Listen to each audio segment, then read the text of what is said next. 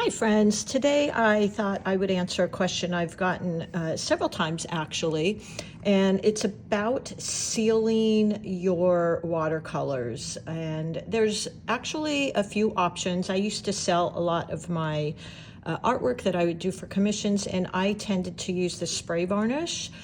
This is another way you can do it. You know, watercolors are so delicate, but if you choose the right protectant or sealant, you can keep the colors really vibrant, and you can even eliminate a need for glass on your framing, which I like to use just a natural frame with no glass. I just like that look.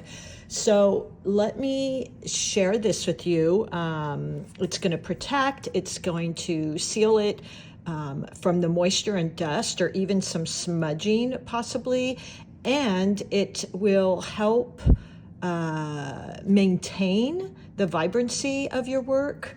And most of all, what I like about it is I feel it's kind of a more contemporary look to have my paintings without glass on them. I just like that look. So what I'm using today, this is the Dorland wax medium, and when it dries, it's translucent. And just kind of a disclaimer too, if you have young ones around, make sure they don't get into this, because it does have like what would it be called? It has some ingredients in it. I think it's resin that you don't want them to be playing with it or something like that. So just be kind of careful. So what I'm going to do is I'm just going to open this up. It's rather soft, and this is a watercolor painting I have that I actually, let me adjust my camera here, had done a while ago. So it's totally dry. I'm just going to use a little paper towel, and you want to go lightly because you don't want to smudge or anything. So I let my painting dry, number one, for at least 24 hours. And then I just use a very small, light amount. By the way, and then I'm just going in circular motions here. I'm not rubbing too much,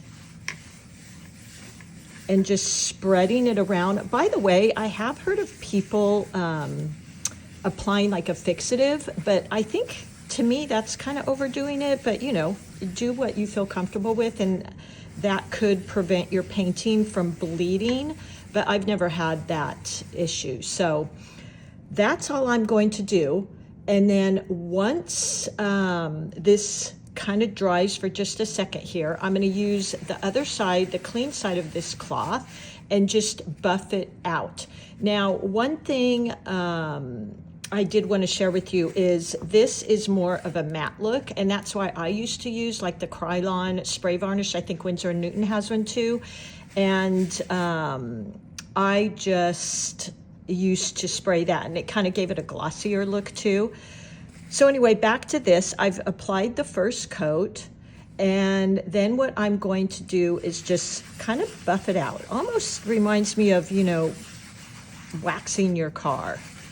So I'm just going to buff it out. I'm, really using a light pressure here, by the way.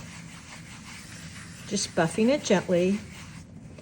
And you could do this a few times, but I think one has always been good for me. And now at this point, you just want to really let it cure. For 24 to 48 hours is ideal. And the other thing too is you might want to test your work first before you do this, just to make sure, and make sure there's no dust on your painting first. So there you go.